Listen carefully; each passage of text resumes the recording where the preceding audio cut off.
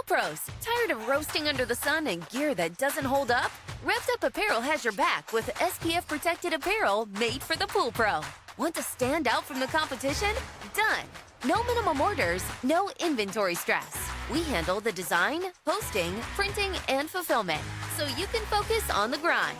Whether you're a single pooler or managing a whole fleet, this is how you gear up smart and stay sharp. Check out RevvedUpApparel.com. Built for the Pool Pro. Designed for the proud.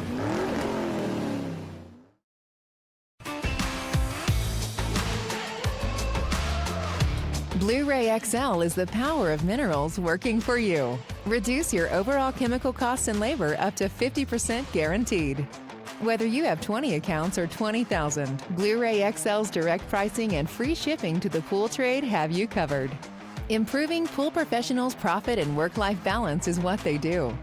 Blu-ray XL, the real mineral purifier. Visit them at BluRayXL.com. Blu-ray all day. VacBagz, a global brand that's locally owned and operated, providing pool debris bags to pool guys in SoCal, so your pool can be debris-free for the weekend. More info at VacBagz.com, VacBagz.com. This episode is brought to you by Skimmer. Trusted by over 30,000 pool service pros across North America, Skimmer software helps you save time, grow revenue, and boost your 5-star reviews. Whether you're just starting out or owning the market, Skimmer's easy-to-use tools and expert support have you covered. Upgrade your business in 2025 with Skimmer. Visit getskimmer.com/tip of the day to try Skimmer for free for 30 days. Experience Cyclone Filter Cleaner, the smarter, faster way to clean your pool filter. Tired of slow and messy filter cleaning that leaves your back hurting? Cyclone Filter Cleaner changes that. Now you can clean 4 filters in 15 minutes. Designed by pool pros, its spinning action reaches deep into every pleat without you bending over. Just connect your hose, slide the filter on, and watch the magic happen. Clean smarter, faster, and easier with Cyclone Filter Cleaner.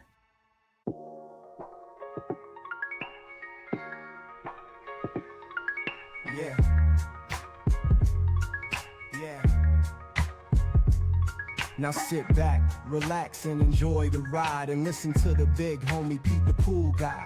Dropping game, keep it real, put the knowledge on deck. From backyard pools to collecting them checks. Ain't no gimmicks, no stress, just some free flow talk. Breaking bread, building up, gotta walk that walk. From the chlorine to the hustle, every move got a plan. If you work it the right way, you can level up, man. Pool Foo Podcast, let's vibe. Game so deep, let's ride. From the valley to the masses, we know. Let it flow, let it flow, let it flow. Pool Foo Podcast, let's vibe. Game so deep, let's ride. From the valley to the masses, we know. Let it flow, let it flow, let it flow.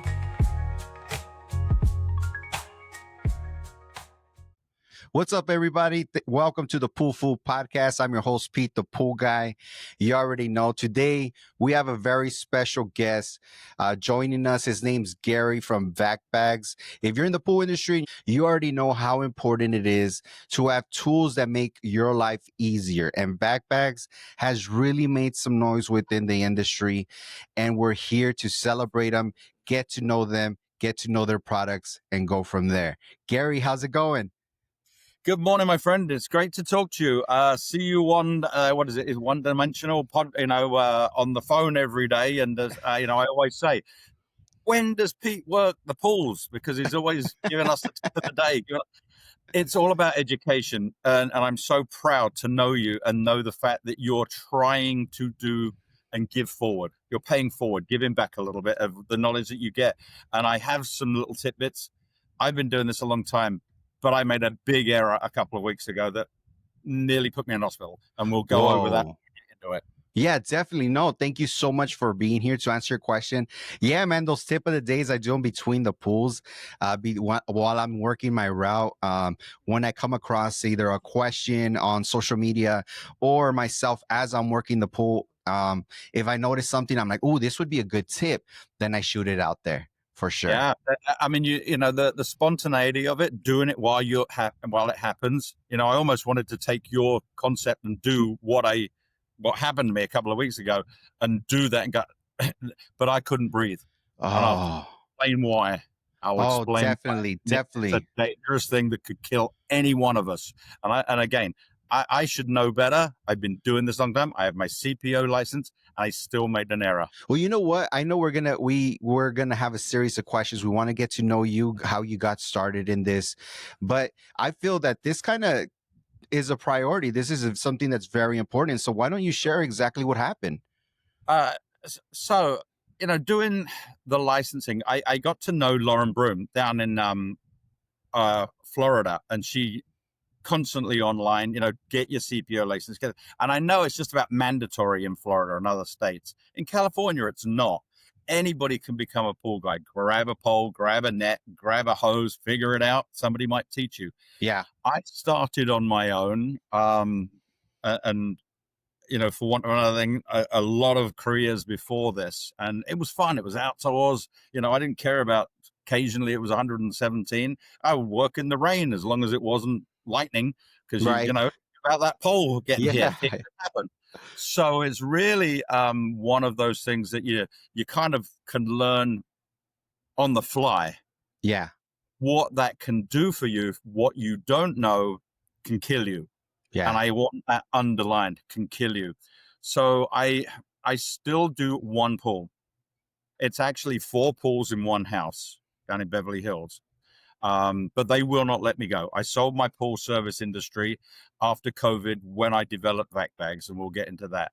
But what happened to me was you know, every day when you go to a pool, how many times do you open up that 50-gallon tub and you take out a couple of tablets and you put it into the pool constantly? Yeah. So there's no chlorine gas buildup. I bought in March a brand new tub for this house, and it probably lasts me a year and a half. Okay, because the chemicals are great. It's an easy pool to do outdoors. They have an Olympic pool upstairs, indoors, and a couple of fountains, which are massive. And I call them pools because they might as well be. And we just cleaned I just cleaned the filter for the fountain, the spa, and then I did the filter for the main pool outdoors. And the chemicals were a little bit low as far as chlorine. And I'm like, you know what? I'm going to put some chlorine in now because that's instantaneously. And then I'm going to put in the tube, I'm going to put some 3-inch tablets because that's going to give me chlorine over the next week, because I know it's going to be next week. And we have to be a plan ahead. We have to be great weathermen as a pool guy. Yeah. If you ask a pool man what the weather's going to be, he should know what next week's going to bring, because that's how he adjusts his chemicals to accordingly. So I went and I leant over this 50-gallon barrel tub, and I lifted it up, and a chlorine cloud just went straight in my face. I couldn't see my face. My God. I couldn't breathe. It was still summer holidays, so I had my son there because I was trying to teach him how to do something good, which is clean the filter. So you taught him what not to do. What not to do in one set. But I was laying on the floor, hosing my face up. I couldn't breathe. I got a massive cough and was struggling to breathe for about 2.5 days. But my eyes were red, my face was burning. I still have some blotches here from the chlorine gas. This is what can kill you. So when I posted it, and I went, hey guys, just be careful. You know, don't do what I did. And so always make sure you've got the tub downwind. Yeah, absolutely. And I teach that, standing there, dropping acid into the pool. Check your finger. Which way is the wind blowing? Away from you. Go the opposite way with the acid. Yep. Go the opposite way with the chlorine. Never do it on top of each other. All of those things that we learn when we're being taught. But you didn't think you were going to open up a lid and it was just gonna. It literally was just like a big.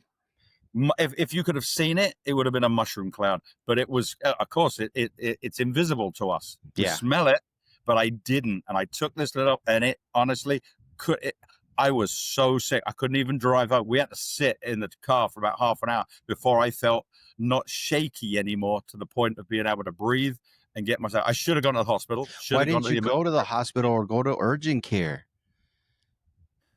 Just like a lot of us, it's like, oh, no, I'm fine. I can handle it and I can get over it. And your wife goes, go. Yeah. And you don't. and I could have done myself some serious harm. Who says I haven't? Yeah, But, that's true. mentally, there's a few less brain cells there than there were a couple of weeks ago. Right. But that's common, just getting older. We do a lot Yeah. of things. You know Some what? things are It's younger. I've had a similar situation. Mine was more of I went to go pick up a chlorine gallon, and I did not check to see if the cap was nice and tight. And I did one of these where you grab it and you sit it on the bed of the truck. It went bang and went straight on my face. Luckily, thank God, my glasses got most of it. Literally ran straight into the pool and just jumped in. I just Yeah. jumped in the pool. I was like, I'm not even gonna risk it. I built my business up. When I first started, the guy that hired me said, "Why should I hire you?" And I said, "Well, I know water's wet. I know how to swim in it." There you go. And he said, "So why should I hire you for that?" I said, "Because you'll never get anybody harder working, somebody willing to listen and learn." And I did. Within 2 years, I was retraining all his guys because they didn't know anything, and he just sent them out there and was raking in the money. But he didn't care about their health, their welfare, their going forward. Every time I hired somebody, when I started going on my own, I hired them. I can be a good manager by having people around me that do what I do. A great manager is somebody that's going to train you so that you can go on your own and be independent eventually. And I wanted to train that next generation of guys that can go on their own, of which I've done. When I sold my pool business 2.5 years ago, for an injury that I incurred, I couldn't physically do this stuff anymore, and I had to sell it. And that's when we went transformed into what's VacBagz now. But I had one of the guys with me, and again, did exactly what you did, lifted off a lid, and it spilled on my shoe. I didn't think that much of it. I looked at my shoe. There was a wet spot round, circular from the splash. About 5 minutes later, the sock had burned through, and it had left a huge blister on my feet. So again, trying to be macho and I'm fine, don't worry about it, straight away, just do what you did. Put water on it, or at least jump in the pool. People won't care, and they'll go, well, why are you in my pool? I'm saving my life and making sure you don't get sued or I get sued, whatever. People don't realize, pool guys don't realize, a lot of pool guys don't realize the safety part when it comes down to the chemicals that we use. It's very dangerous. We're dealing with acid. We're dealing with chlorine. We're dealing with the cloud that those chemicals release. When we're pouring them, we got to be careful and make sure that there's nobody around that might could smell or inhale that. It's very dangerous. When we're driving around and you see commercial trucks, you see that diamond shape, and it has those little things that say this is dangerous inside. Why has California not done that for pool guys? You should have to have your CPO license. You don't have to get the health department license if you're not going to do commercial pools, but a CPO license will absolutely give you these basic tools that we're talking about, the safety issue. It'll train you on how to handle chemicals. Yeah, but again, I've got mine, you got yours, and we still can make slip-ups every now and again. We're on our, yeah, but you've got to know how to get over that. But why don't these vehicles? I've seen one down the 23 coming down, not the 23, the 14 coming down from Aquadolce one day. Guy had an older Toyota thing. He hit somebody, it rolled over, caught fire, and they're like, why did it catch that? And it wasn't the fire that was the issue. They had to call hazmat because of the cloud that it put into the sky from the acid and the chlorine and all the other chemicals that we carry around day in and day out that could cause a disaster at some point. So education is the key. That wouldn't be a bad idea for us pool guys to take it upon ourselves to put that little diamond on our trucks. That wouldn't be a bad idea. It's not a bad idea, but why, I know we don't like government or anybody telling us what to do. Right. I don't have to do that. But you're right. If we were to do something that just takes it upon ourselves, you know how many people would jump on board with that? Yeah. If it's a diamond that says, I have dangerous chemicals, I'm a pool guy, be careful. Be careful. There you go. We're going to do that. We're going to patent that. Do it. No, I'm serious. This is something that's very important. Yeah. It is important. And you've been there. I've been there. I challenge anyone that listens to this to say, I've never had an accident. Yeah. I've never almost had an accident. I've never about to have an accident, but I caught it, because that 1 second can change your life. Yeah, I And it's worth completely every minute agree. and I every second. completely agree. But let's get to know you, Gary. Let's hear your story. How did you get into the pool business? But before that, what did you used to do before? Yeah. Okay. Well, I think we've only got an hour, right? No, I play, let's go. We my got wife, time. my wife and I have the same day birthday. And I love her to death. She's been a school, we're different years, but same day. And everyone goes, oh, you got to be so similar. No, she's a straight line. 30-year teacher, been at the same school as a teacher. God help us, but thank God she's able to do that.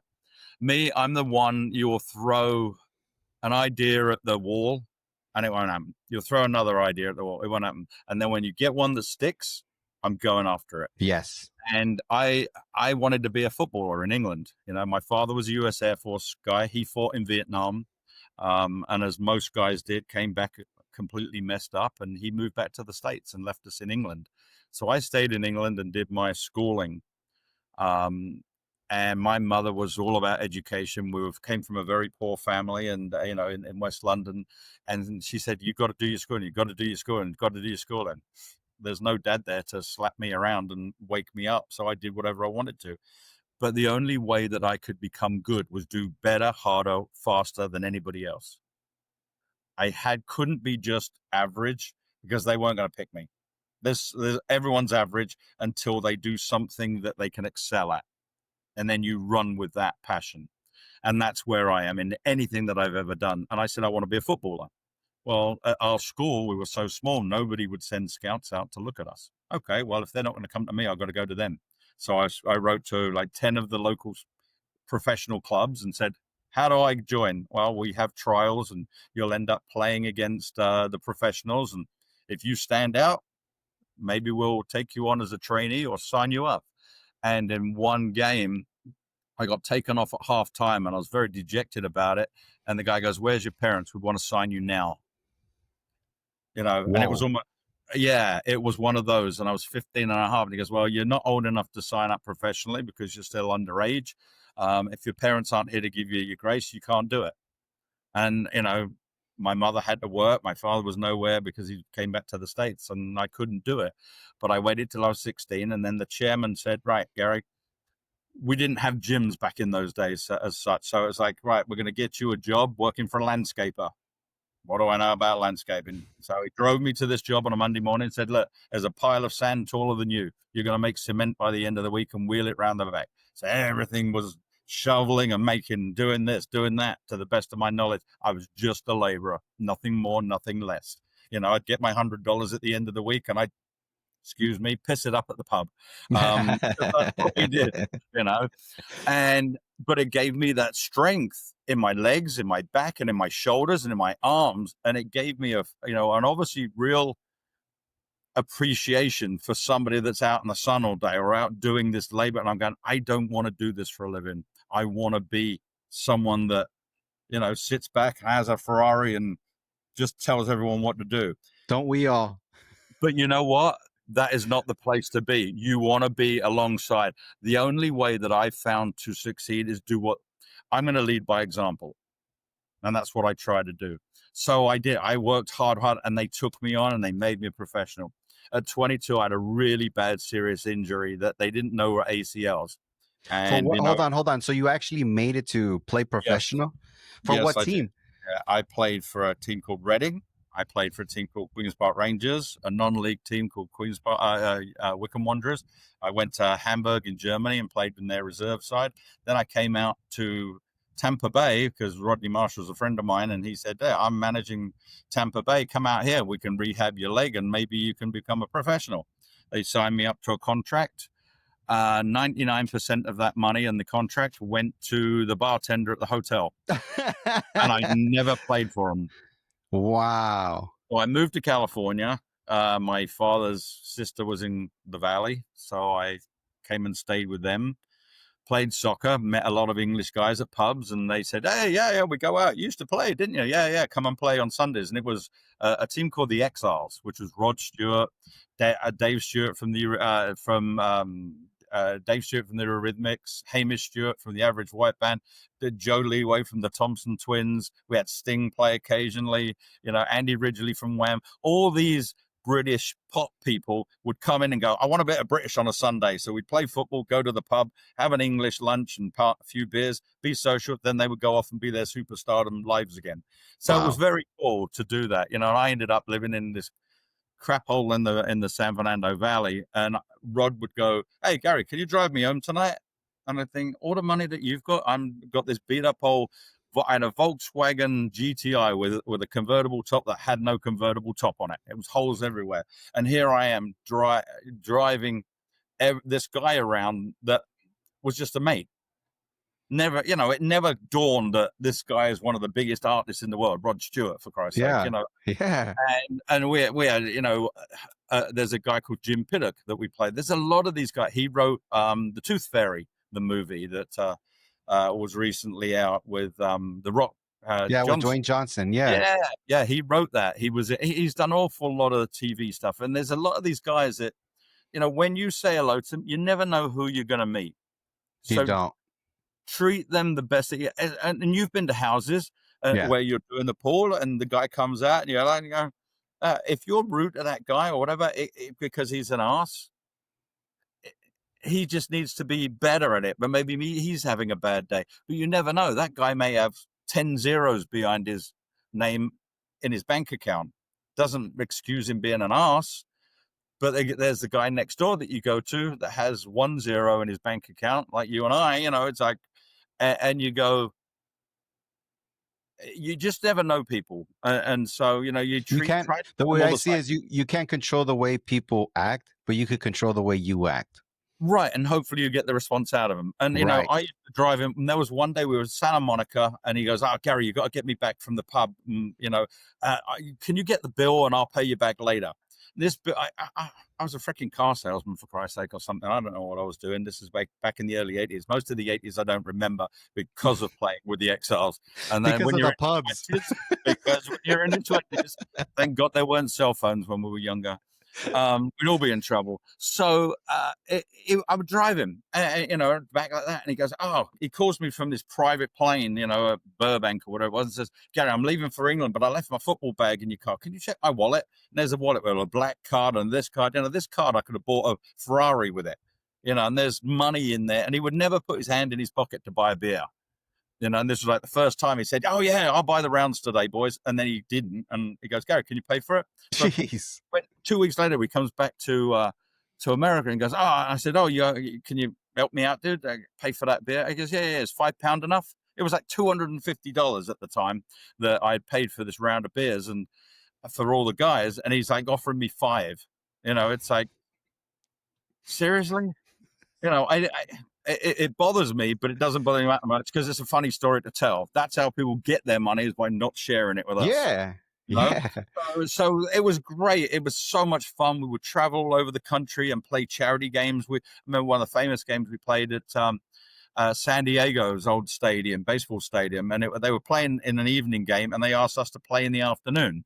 So people would come in free and get their autographs with Rod Stewart and whoever else and all the rest of us that knew footballers like myself has-been footballers, if you will, and rock stars from Britain that were playing in this team. And we'd play celebrity games and we'd say, everyone, you don't have to pay to come in, but every signature that you get, donate $10 and it goes to the children's hospital locally.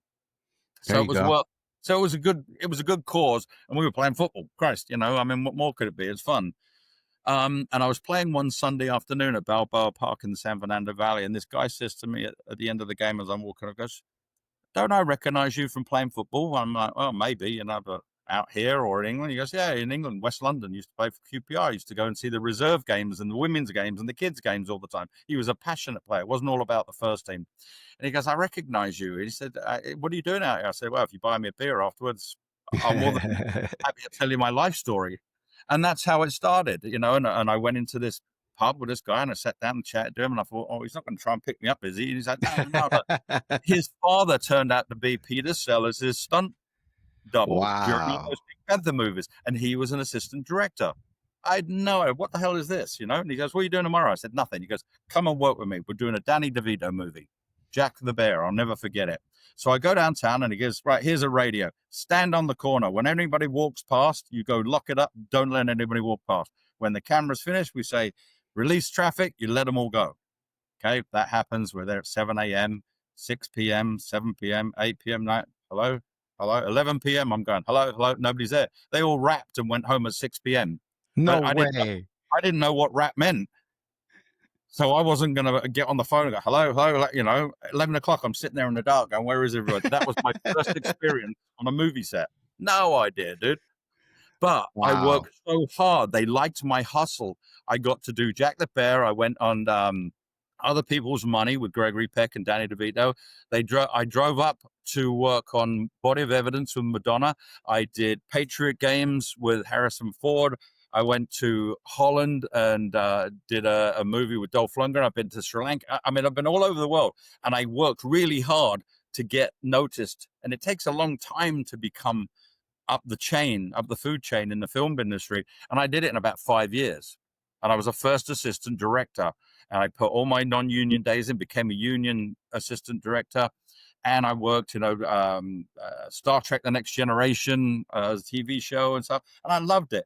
But I just got, like everything else, I know I get to a certain degree and certain point, and I go, okay, I'm done with this. What's next? What's the next challenge? Right. So we've gone through playing football. Now we've gone through the movie industry. Right. And I did my last movie with Dolph Lundgren. It's called Men of War, a terrible average movie. And I came back and I had all this cash strapped to me, which you see on these TV shows. You do that, you're going to get arrested.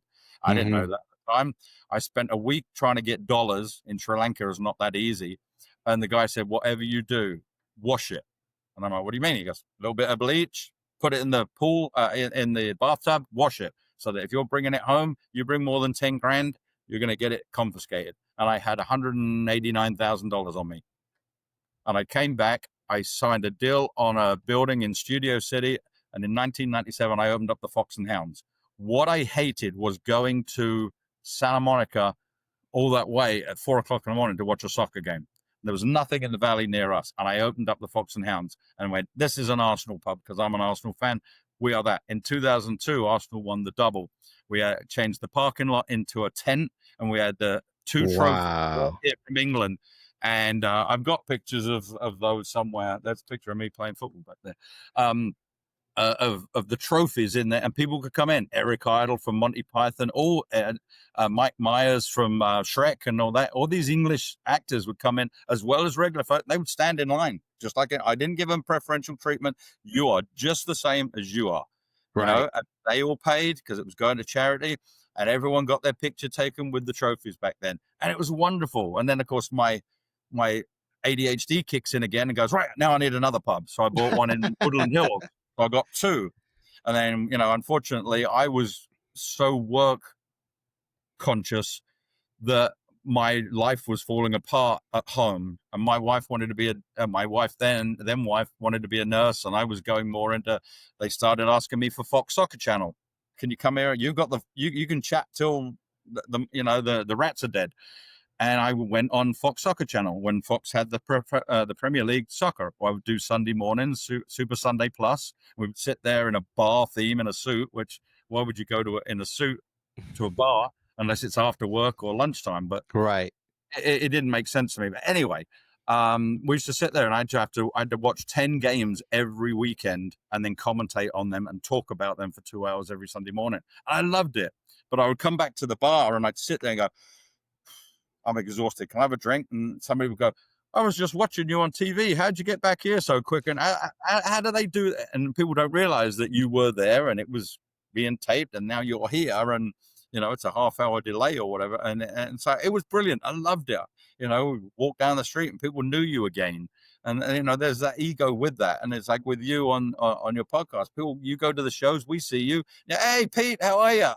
Yeah. I don't know who you are. That gives you a smile on your face, makes you it whole, does because it makes you appreciated. It's not to me, it's not an ego thing. It's just then, whatever I'm doing it right. And thank you for acknowledging that. That's as simple as it gets for me. So, then I got divorced because of all of this. So how do you lose it? The lawyer gets one, gets 2/3, she gets the other third, and you get the middle finger. Yeah. So you start again, and I'm very happily married. I got a wonderful, almost 16-year-old son. I'm 65 this year, and I got almost a 16-year-old that gives me a great run for my money, but love him to death, and he's doing really well. So I went from that, and then I got to a point where, what the hell do I do? What the hell do I do? I lost everything. And I saw a Craigslist ad, and the guy said, "Can you clean pools? Meet me for coffee." And I went and met him for coffee. He goes, "What do you know about pools?" And I went, "Well, I know they're wet and I know how to swim in them." And a couple of years ago, I spent $750,000 on landscaping on a house that I'd bought in Westlake Village, one of the most expensive places out there. Which I then lost. But it was like, so I've seen the heights, I've seen the lows, because walking away from everything when you have nothing left and having to go for a job, and I'm like, well, this is not going to cost me a lot to get into the pool industry. But if I work hard and get the licenses, get the training, get the education, I can do some good here. And within 2 years, he had 1,000 pools, and I started educating his pool guys, and I would ride along with them. And I'm going, really? You do that? I wouldn't do that.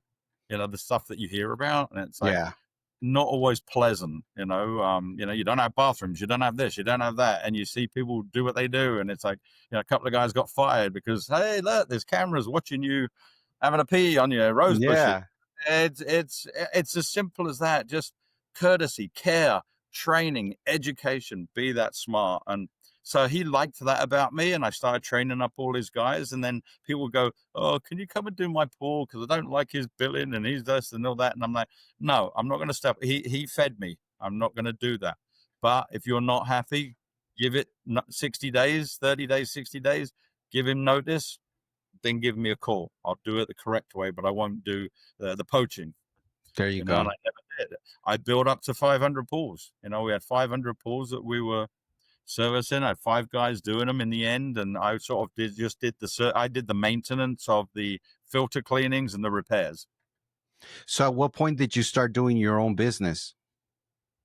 It was about 2.5 years after starting with this guy. I just realized that, and again, I'm driven to succeed or be the best that I can be. I didn't mind. I'm not a good, what do they say? Don't play well with others. I don't like getting told what to do. I'm very bad at that. I'll listen, and then I'll go home and I'll go, that wasn't a bad idea. Hey, Pete, that was a good idea you had yesterday. But straight away, I'm like, no, it's my way or the highway. And but with that drive, you have to know when you're doing wrong by yourself and others.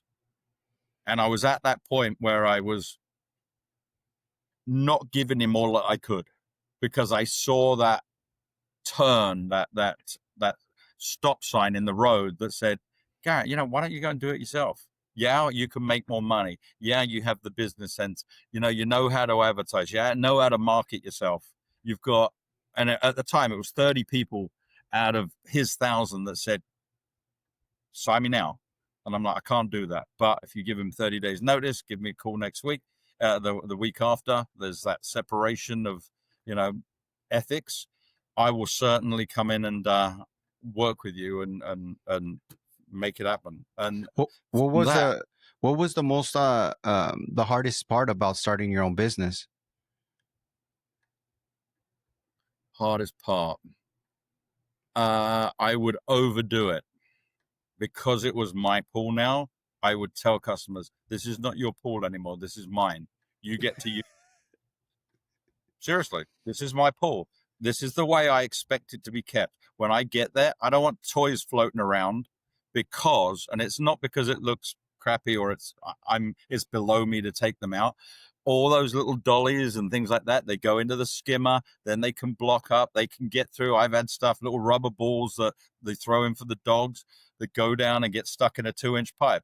Then you're risking thousands of dollars digging up where that pipe goes underground because there's a 90 degrees somewhere that's got a blocked pipe and it upsets it. So it's like when you go in with your family, we have 10 toys. When you get out of that pool, 10 toys should be back in there. You have to educate that customer just like you're educating a new employee, a new tech. You And do. how did you find a way to tell them that without them kicking you to the curb? I think it's the English accent. I can tell you to go and F yourself with a smile, and you'll go, hey, I love his accent. He's a great guy. He says it's so fun. So I think I had that advantage. I mean, at the pubs, I learned that, Sam, I created cheers, and I had Norm in there. I had, everybody that was in there, and they considered me, because of the ex-footballer, was Sam Malone as the retired sportsman. But I had to throw people out, but I always did it with a smile. It's like how you do it, it's not what you say, it's how you do it. If you come across, how you say it. I am not going to have this anymore. You do this, I am done. You go and get yourself another pool guy. Oh, well, if you're going to talk to me like that, I'm paying you the bill. Screw you. Exactly. Right? But hey, dude, I'm trying to help you out. I'm trying to keep your pool as functionally perfect as possible. You can help me out by just having a checklist for yourself. Make sure that if you've got an automatic vacuum in there and the goggles come off for the kids, you fish them out of there. You leave them in there. That gets tangled up in the bottom of this vacuum. It can get in there somehow, gets into the skimmer, because it's going to bypass the basket if you've got that vacuum in. Yeah. If it's the skimmer, if it's not into its own singular port halfway up a wall. So there's basics that you can do that I'm doing it for your and your family's safety. If you take that as your number one, this is for you. This isn't for me. This isn't about me coming to a pool and making it easy on myself. This is about you being safe, your kids being safe. You've been able to come out here and go, oh, the pool's gone green because the skimmer got blocked and now there's no circulation. Right. And you call me, or I get there on a Friday and all of a sudden you want to have a pool party on the weekend and it's bright green.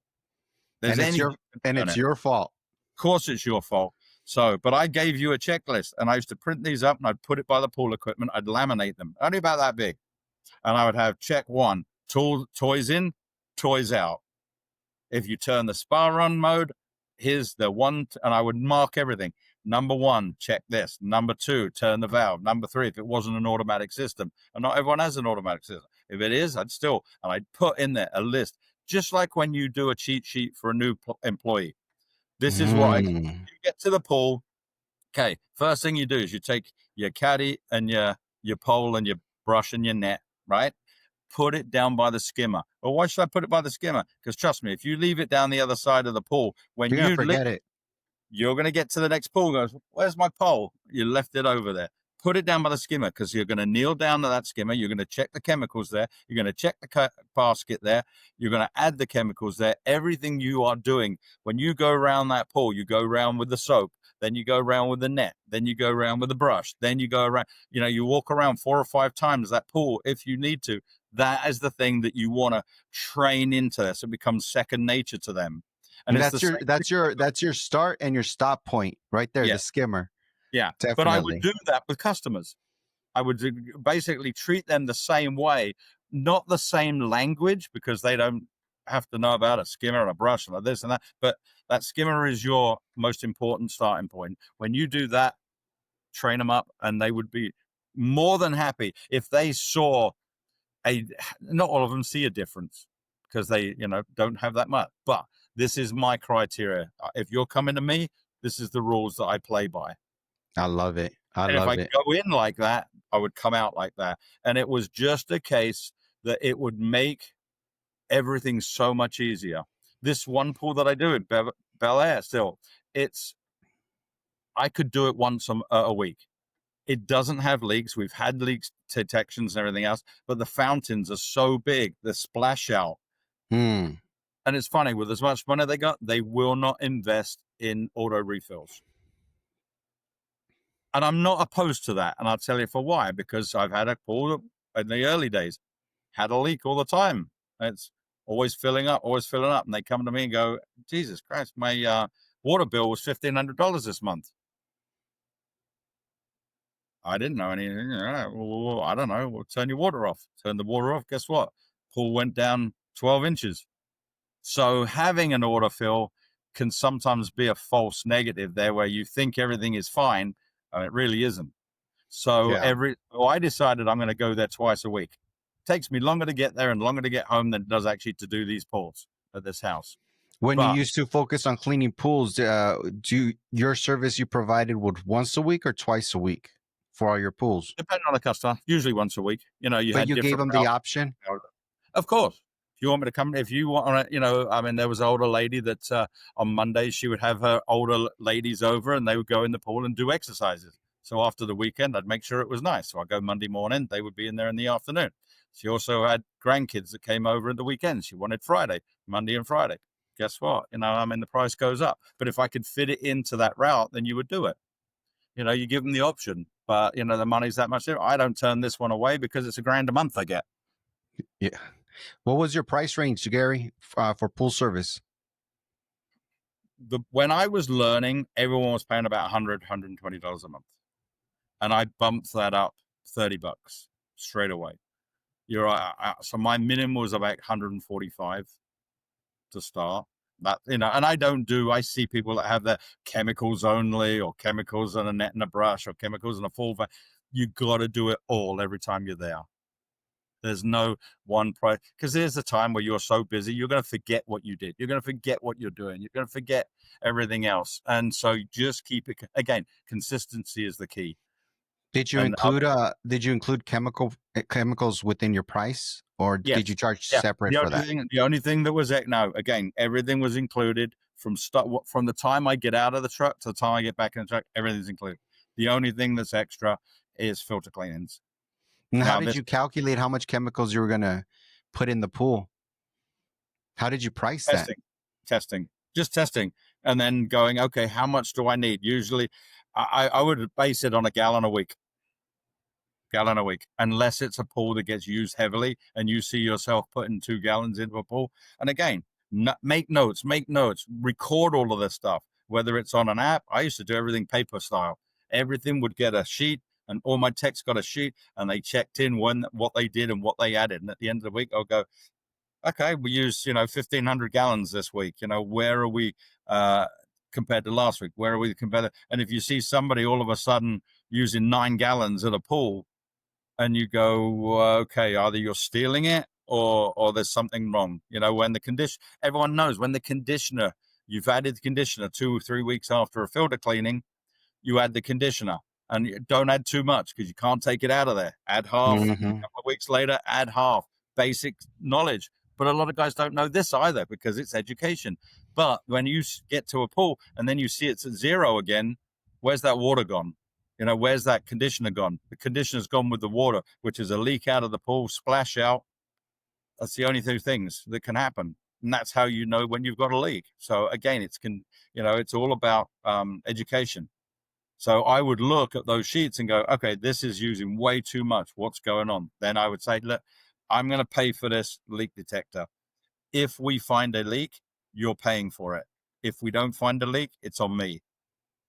And why am I doing that? Because I'm paying it forward. I'm hoping, fingers crossed, it's not a problem. If it's not a problem, it's my own fault, but it's my protecting my business and protecting you. Ultimately, I'm investing that we will end up trying to find something else that's causing this. If it finds out there's a leak, guess what? You're going to pay that, and then you can decide what you're going to do as far as repairs and stuff like that. And that's really how I did it. It was all, there was a basic understanding, but then I did the personal stuff. Don't forget what I said on day one. I'm here to look after you. I had to look out for your pool. I'm here to save you money if I can. The only way I can do that, if I see a problem, I'm going to say a problem, and then we're going to get it addressed.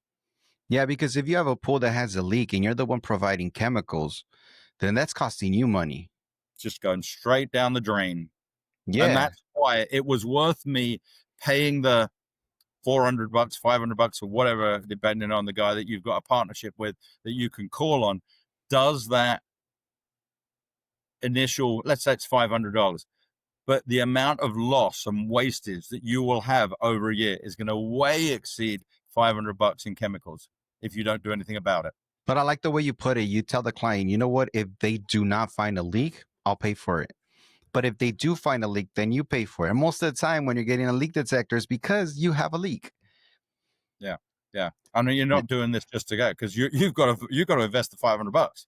Yeah. But again, if you think of the chemicals that you're going to spend over a year that are getting lost with a leak, with conditioner, with chlorine, with acid, with everything, because it's just disappearing out of the pool. It's going straight into the ground, and it's not healthy for the ground either. But the amount that you're going to spend per household, if you don't invest the money in testing now, that's going to come back and bite you later on. Oh, well, I'm only losing a couple of gallons a week.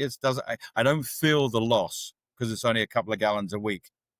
But when you add it up at the end of the year for a pool owner like myself, it adds up. It adds up, and you go, crikey, I lost $2,500 at that pool. If I'd have just paid the $500, invest in that research, now you're $1,500 to the good. If you take that $2,000 that you would have lost, take that $500 out for the leak detection, and you fixed it, you're $2,000 to the good in the long term. You're in the win. That makes sense. Let me ask you, Gary, what piece of advice do you have for somebody that's just starting off in the pool industry that wants to get started? Every pool show that there is out there. You've got Long Beach, local to us. We've got Dallas. You've got Vegas coming up in October. You've got Orlando. You've got East Coast, West Coast. There's always a pool show. They all do classes. Pool Nation is one of the hugest advocates of education. Edgar and Jay, the team down there, absolutely drive education. Don't steal somebody's hose off the back of the truck. Yes. And I've known that from experience, and so do you, by the sounds of it. I'm a gardener. I'm doing your grass anyway. He's charging you $300. I'll do it for 60. And in 3 months' time, they call us back because the pool's gone green. They don't know anything about the health issue, the risks, the fire, the everything else that we talked about earlier, and this education. If you are starting out, hook up with a guy that knows what he's doing, ask the right questions. If he says you want a job, do what I did. I said, drive along with me for the day. I'll give you $100 for the day. You drive along. You will see what day one looks like. And that way you'll have a bit of a knowledge of what every day is going to look like. You're going to start off. You're going to have a set route. Things happen where you have to make a left turn instead of a right and go and take care of an emergency, or something else happens at home.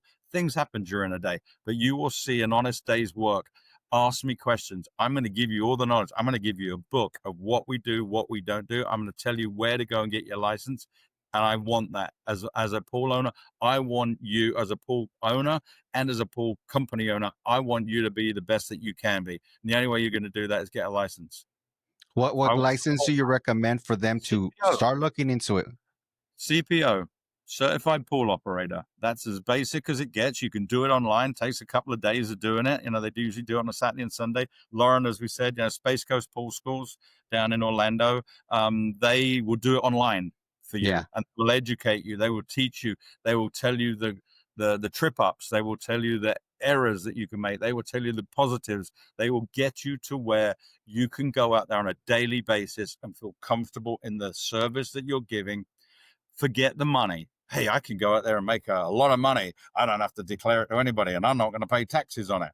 Trust me, your truck, the maintenance on your vehicle, the constant maintenance on repairing equipment, all adds up to this, and it's worth you day one getting as much knowledge as you can and being certified, because that way going forward, anything happens, that pool guy, that pool house customer can sue you. You're liable for looking after my pool. This has just cost me $50,000 because the pool turned purple and all the tile has gone, all the plaster has changed purple because the metal's in there. You didn't do the right thing. I'm holding you accountable. And you're this single guy with a little truck and a hose and a reel and a pole and a net. You have nothing to give them. Yeah. You will never own anything again in your life because they're going to hold a lien against you. And that brings up a real good point. Get insurance. Yeah. Get insurance. That way, in case anything happens, you are covered.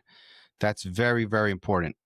I've never, again, I said to you earlier, I don't like being told what to do. I don't like being, I like to be the steering wheel driver. I'm not a good passenger, if you will. And, you know what you're good at, know what you're not. like this business I have now, I know what I'm not good at. I can show you the mountains of paperwork that we have, and I'd love nothing better to be able to set fire to it all and get rid of it. But I can't. So I have to get somebody that's good at that part, because I know I'm good at selling and the product that I've made. And so do the same thing. IPSA is huge out there. It can support you. You pay into that to be a member, but they offer insurance. If you get sick, they have the sickness where you are off, somebody's going to cover your pools. Yeah, you're going to have to cover some of theirs at some point, but it's a give and take. But it's a hugely underestimated, underrated organization. There are a lot of guys in there, but they can always use more. And you find great camaraderie with that. You're always, people like myself, I go to the local ones and go, hey, I have a new product. Here you go. What's this? And they go, yeah, I'll give you a one. Try it. Let me know what you think. That's every week, a different company or different month. Somebody will go out there and give you some education. Again, you're constantly learning. If you don't stay with IPSA forever, that's fine. Go in, start, learn. Go to the free class and sit in and say, hey, look, I'm interested in joining. I don't know if I will yet because I'm just starting out, but how can you help me get to the next level? How can you help me be a good pool guy? Listen you go. To podcasts that are out there just like this. I mean, out of an hour and a half that we're talking, you may only take 1 minute out of it. But if that 1 minute takes you to be a better pool guy, then you and I have done our job. It doesn't have to be a thing. It's one moment. One moment can change your career. Yeah, exactly. And you just showed the bags. So let's get into the bags. Talk to us about the sizes, how they work, what they do, the benefits. Go, Gary. Okay, so again, during COVID, we were the only ones pretty much, apart from firefighters and ambulances, driving out in the streets. That's how the streets should be. Beautiful, quiet. But we were still able to go and do pools because we weren't interacting with anybody. We were on our own, and basically COVID protected us in our own vehicles and not associating with anybody. The problem was all my guys had different vacuums. I loved the bottom feeder. He was just up the street from me. I would go and get repairs and that. And I started at a pool when I was working. Guy got fired at a pool opposite where I was working. And this guy came out and goes, that's it. I just got fired. It has a big oak tree and I'm always a mess. And you know what? If you want this pool, it's yours. Here's the vacuum. You can clean it. It was a bottom feeder. I went back there and I cleaned it, spent an extra hour, which, and the lady came out, who are you? I don't recognize you. I said, well, you just fired your pool guy. And he said, if I wanted it, come here and finish the job. So she looked in the pool and went, oh my God, it's never looked this good. Hired. Okay, well, what are you going to pay me? What were you paying him? Well, it's $150 a month. I said, I'll do it for $200. Done. And it was that quick. But he gave me his bottom feeder because he was like, that's it, I'm done. And he quit the business right there and then because you just tread on a nail. You know what I mean? One of those moments you just tread on a nail and go, I'm changing direction. I'm done. Yeah, exactly. And so I found bottom feeder there in Chatsworth, California. I went there and I met Glenn, the owner, and it was great. And he was really supportive. And I met the guys. And I don't consider myself a guy that's not going to have a reciprocating conversation. I talk to you. You're gonna, what you see is what you get here. And everyone was very helpful. So I bought one, then I bought a second one. Then I ended up taking a guy on and I said, you know what you need is a vacuum. You're spending an extra 20 minutes at a pool, rolling in that hose, rolling out that hose, getting it ready to clean. And then you're hoping that filter is clean. Why don't you get a debris bag that's on a bottom, a bottom feeder, hammerhead, riptide or power vac and take that debris out of the pool so it doesn't go into the filter, and then you're saving yourself the circulation of that filter being utterly useless in a way. You can still schedule every 3 months or every 6 months your cleanings, but you're not filling it up excessively with debris. Next case, COVID kicks in. We couldn't find any of the bags. We couldn't order them. There was 20. One of my guys was buying $20 bags on eBay, and he spent over $750 in a year on bags. And I'm like, what are you using them for? I don't know. I clean the pool. Well, what does it do? Does it do leaves or does it do dust? I don't know. So I'd done a bad job in educating him on that. I'd given him the tools, but I hadn't given him this part of the education of what's this bag do? What does that bag do? And I thought, hang on a minute. And then me saying, but one of our guys had a power vac. Now, I think the power vacs were built by a man because they weren't, a woman wouldn't be this stupid. What's lovely about the power vac bag, and there's the label, it has a bungee, so it's flexible, but it gives you a zip tie. A zip So tie. it's not flexible. And anyone that's done this and snapped this off of the vacuum in the winter when the water's cold hurts like hell on your fingers. You know, Yep. You're in Coachella Valley. I'm in Los Angeles. I could hear you screaming from here. You could. It's horrible. So I'm like, well, I like the flexibility, but how do you make it that? Well, then one of my guys had a hammerhead. And the problem was the cord is too thin and flimsy. And then they had these horrible T-type things. Had to get both of them on. And this is one, I know it was made with a 3D printer because it's so plasticky and cheap, and they would pop off. And those come off so easily. As soon as it fills up with so much leaves, it just pops off. And now you got a bunch of leaves back in the pool. I know 100% of anything is not going to work for everybody. Right. You're always going to have your doubters. So I went, okay, I like the color combination, but this material was awfully flimsy. And day one, I got holes in this.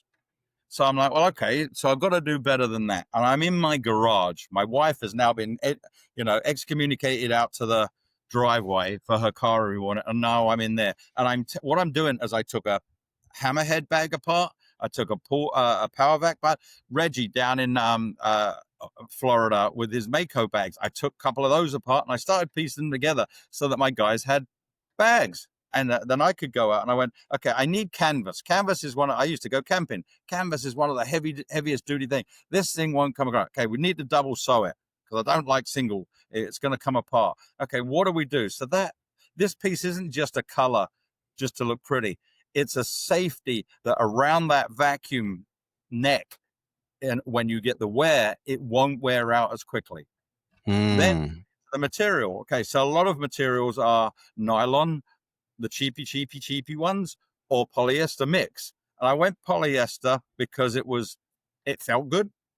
A lot of our clothes are made of polyester. Why do they make them out of polyester? Because they last. Because they last. Double stitch everything. Now, here comes the key. With the power vac, it only had that snap on, with the bungee. With the hammerhead, it had that flimsy thing there. Riptide has a big orange rubber ring around it. Why? Because they are such a powerful vacuum, it could take off if it was a drone. So you put this horrible, great big rubber thing on there so it protects that bag from blowing off. Therein lies my issue. So this bag, I came up with, okay, let's take the bungee and let's get a cord lock. Best of both worlds. So as long as you hear the snap and you do that, so it doesn't matter whether this is a 13-inch for the smaller vacuums. I have a lot of people using them on Remoras now, and that BWT or whatever it's called, little vacuum, because they're great for that and they don't like their own. So when we all start with a Leaf Master, $50, attach it to the hose, and it doesn't cost us anything else. We can't afford $2,000 on a vacuum. So if this is that small, lock it. Look how small that can be for your vacuum. Yeah. If you're just doing a spa, we do 22-inch lengths. We do 30-inch lengths, which is your standard pool size. When you use a hammerhead, Riptide power vac bags, they're all 30-inch. So, and then if it's a vacuum that's a bigger one, as long as you lock it, it can be the size that you need. And that was the difference, that my guys could take one bag and attach it to any of their 4 or 5 vacuums and be able to use one bag. That's what changed the game for me during COVID. And I went, okay, so I started buying these cords, started doing them myself. And then, of course, the knot would come off. So, okay, well, let's put a wax glue on there. So look, no matter what I do, that's it, stuck. So I tried to do everything that I've done in this business is based on experience. And I'll give you an experience. When I was doing a pool, I had 3 pools left to do in the day. And got a hole in the bag. I get home, I have 3 pools to do before I start the 22 for tomorrow, and it's going to be over 100 degrees. So it's already going to be a hard day, and I've got to do 3 extra pools before I even start my day. So what sort of bad mood am I in? So I snap at my wife and she goes, really? Is that what you're going to do? There's your dinner. Your dinner's in the sink. And I'm sure we can all relate to this. So when I was a kid, I had a bicycle and it had an inner tube and you had a patch. So when you'd be biking with your friends, you got a flat tire, you took the inner tube off and you patched Right, it. you patch it. My kid had a hole in his tire and he goes, can I get a new bike? Well, why do you need a new bike? Because I got a hole in my tire. I need a new bike. Well, why don't you fix that? Well, I don't know how to do that. I went, oh my God, what if I got a rubber patch and put it on here? That is now going to not only make me a happier pool guy, my wife's going to be happier when I get home at night. I'm not going to have such a hard day tomorrow because I've only got the 20 pools in the 100-degree heat. But those 3 pools that I couldn't get yesterday, I just got. Because literally I stuck this on. Minute later, I'm finishing that pool. It's that simple. So I came up with things based on experience. Same thing with the clips. Everything is those plastic clips that you put on for your accessory, brush, the net, whatever. So we all started coming up with, hang on a minute. And I had a company give me some of these and to use, and they were rusting. Well, why would you make something that rusts in water?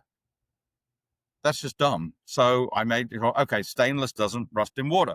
Stainless, made sure that the clip was perfectly able to be used underwater and with the hard working pool guys that we've got out there so that they last. And I started doing these, selling 3. So we sell 3 patches in a pack. We sell 3 clips in a pack. Somebody said, well, why didn't you give me 4 patches? I'm like, I gave you 3 so that you come back and have to buy another pack. I'm not that dumb. I'm not that dumb. But I've had people, Jay, who's a great friend of yours. And yeah, great friend Jay of Money. Shout out to Jay Money for sure. Big time. He is such an advocate and a true friend that supports us. And he started putting them on his net. And there's nothing worse. You've got a net, you're starting to go around, and you don't see that hole in the net either. And stuff's starting to fall back in. He started putting one on the inside, one on the outside, straight over. Guess what? I know that we're losing out on bag sales. I know that the people that sell the nets lose out on a brand new sale for a net. Those things are $50, $60 a piece. So you can't every month. So if I can give you a temporary fix and on one of these that you'll see on the counter at SEP or Heritage stores, Texas Pool Supplies, anywhere now, we're starting to get in everywhere. I tell the guys at the counter, just give these things away. You're going to buy yourself a great, true repeat customer because you gave them something to help them do a better job. And so it's all about what have I got from experience? What can I do going forward? So we do the 65 micron, which is the finest out there. I had an argument with a guy at Long Beach Pool Show last year, absolutely telling me that somebody told him it's the opposite. So the bigger holes they are, the more debris it'll catch, which is true. It'll catch leaves, but it won't catch leaves. Yeah, it's not going to catch dust. After these horrendous fires that we had out here in Los Angeles in January, with Altadena and the Palisades. And I think I have a picture up on the wall here. This was from one of the that's a bag full, 3-inch, they're 3mm holes in there. Let every piece of debris go through. That's fine, but collected all the leaves. I got 14 bags out of this pool. And the lady goes, well, we haven't lost our house, but we're still having our party Saturday night. And this is now Thursday, and all the dust and all the fire ash is going into their pool. And I'm like, we can't do this. And I said, I can clean this all out and then come back tomorrow once the dust settles. And that's exactly what I did. I spent 14 bag worth, get all the leaves and all the big debris that had settled. All the ash was going back in. And I used one of the finer bags. So the 65 and the 80 are the finest that we have. I used the 80 first, and then I went down to the 60. And I can only get so much in the 60. The smaller the micron, and especially with our bags, the quicker it fills up. The quicker it clogs those pores. It doesn't allow the water flow through. And you've got to, and again, education. You go, well, I put a bag on and it works. So I put your bag on that's too fine, that's 65, and it pops off because it's full. You might as well put a plastic bag over the top of your vacuum and use that, because once that's full, it's floating off. So you have to be aware of like your surroundings, just being safe, being aware, oh, there's a naked wire on the street. You're not going to step on it. You don't know if it's electrified or not. It's the same thing with our bags. I love our 120 red bag. I That's don't my know favorite what one. I've done. That's the one that I use. That's I've mine. something with that. I can get pools that have leaves in it. I can get dust in it. There's a fountain that I do at this house, and no matter what we do, it's always got a little bit of DE because it doesn't have a skimmer. It just has a float skimmer. So when you're putting it in, and I've tried putting it into the filter itself, making a mud piece and putting it in there liquid, and I've tried putting it into the filter, always a little bit gets out and settles on there, and it bothers the hell out of me that I see a little bit of DE floating around on the bottom. And I use the vacuum and I've got videos out there on our YouTube panel. I've got them, if you go to the QR code that's available on all our bags now, I'm trying to give the information out there. Go, look, if you want a 65, this is what you've got to use it for, but this is how to use it. Oh, why are you telling me how to use a bag? Because you're going to have a problem if you try and do an 80,000 gallon pool. It's going to get clogged on you. With a 65, it's going to get clogged on you. Well, Yeah. I don't see any dust in there. I'm just going over that. Trust me, these microscopic particles build up and they layer on each other. They will fill this bag up and it will pop off. And then what it's going to do is drop everything to the bottom of the pool again. You got to start again. So be proactive, be smart. And I'm trying to educate. And this is why I said, you can't win 100% of people. I've got, that's crap. I'm not going to do that. I want my Riptide bag that will never come off. But I've used the Riptide bag where I use the finest bag. And guess what? It all starts flowing back down underneath the bag and on the pool. So it's doing the same thing. It's saying I'm full, but it's pushing it back out. But through the bottom. But an average pool guy, do you remember when you put your vacuum on and you turn it on, you've got your bag, first thing you do, put it into the pool, and you get that little bit of blowback. We've all seen it. And you go, some soap. Customer and everyone know. No, forget the soap. That takes care of the water and the airlock and lets it sink. However, when you get that blowback, that's a bit of dust coming back through because you didn't rinse it out at the last pool. And what happens is, I'll never see that. Customer will never see that. Do you know how many customers would call me because my guys didn't do this? And they go, hey, your guy was here about an hour ago and I see dust in the shallow end.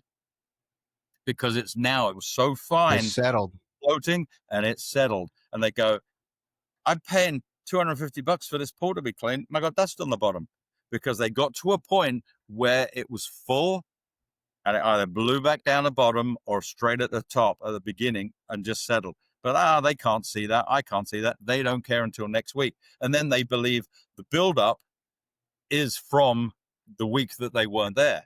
They don't realize it was the blowback and the dust that settled. And the moment they started. Gary, how do you recommend cleaning the 65 and the 80? Clean them, just turn them inside out and rinse them. And the other good thing I do is I carry a bucket. You have a 5-gallon bucket and you carry that around with you and, to put debris in. So you either carry 2 nets, one that you're netting with, and then you empty everything out into another one out of the skimmer and out of the nets before you go into the spa maybe, or carry a 5-gallon bucket, put some pool water in it like that. And then rinse that bag inside out and it dries as you go into the next pool. Just what are the difference? We talked about the 65 and the 80. What other sizes do you have? The 120 is your favorite. That's the red one. That's your everyday. So you got 65, which is I consider like Baja shells, spas, shallow ends, things that the dust collects in. You don't see it down at the deep end.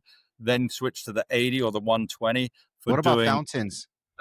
Fountains use the 20-inch lengths, and you can use any of those bags. I personally, in the fountains I use the 80 because it gets everything that I need to go. The 65 is because we've had people asking for it and it's very popular. It's not my favorite because you do need, this shouldn't be something I should be saying, but you have to maintain that bag. You have to look after that bag. You have to nurture it. If you get your driver's license and you drive a Mini every day, every time you drive out that parking lot and you just gun it because you think you're Mario Andretti, you're not going to drive into that tree across the street. But you just won the lottery and you bought yourself a Ferrari. You have no idea how to drive it, and you do exactly the same coming out of that parking lot. You gun it. How quickly are you going to hit that tree across the street? because you haven't Yeah. taken the time to learn the idiosyncrasies of that vehicle.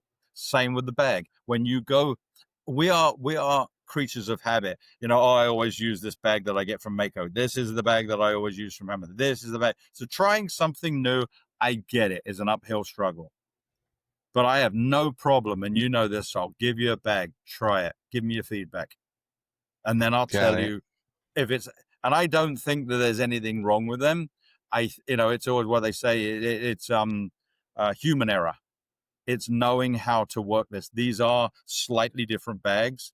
And again, it's from experience of working. And COVID was like a real focus in on every microcosm that is wrong in our business for so many other reasons. And that's why training and education has become so prevalent.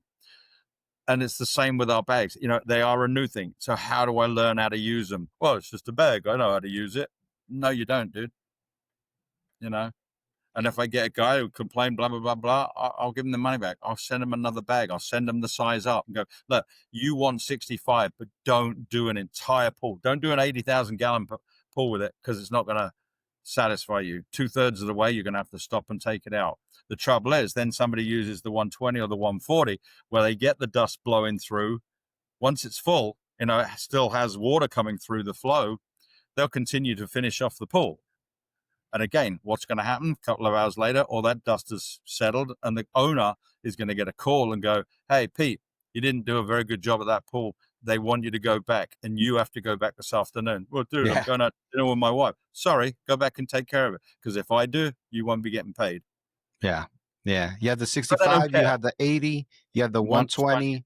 140, which is more for leaves, and then the big 3 millimeter, which is the green beast. A lot of the guys, especially after the storms in Texas recently, if the pools are even there, there's houses, I saw on the news, houses sliding down the street, and it's just so devastating for everyone that's down there. Texas has really taken a hit that we don't even realize in most other states what's been happening there. So you can only imagine, well, if the house has gone down the street, what's happened to the pool?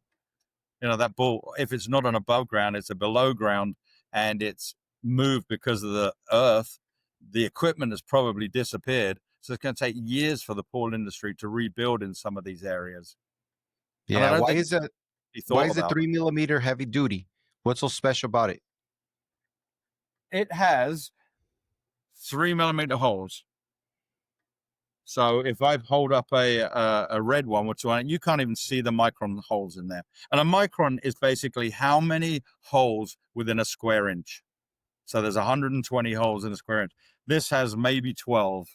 So that lets all the water through, all the dust through, all the small debris through, but will collect all the leaves. So in a hurricane, after the storms and the fires that we've had out here in LA, in Arizona, this doesn't go very well, in New Mexico, because mostly they've got sand from the deserts. They have the sand. So those are going to be more for the finer vacuum bags, and again, I've had guys out there that use them, and I said, don't use the 65 until you're doing, it's like painting. When you paint, you use a roller for the wall, and then you get smaller as you go to the trim around the window or trim in the corner. That's when you're using the smaller, finer brushes. Same with the bags. Use that same concept. The big holes gets the big stuff. The finer holes will get the finer stuff when you're done. So the 3 millimeter would land between the 120 and the 140? No, you've got you've got 65 micron, which is the finest hole that you can find, then an 80, then a 120, then a 140, and then the 3 mil. Because think about it, the 140 has 140 holes per square inch.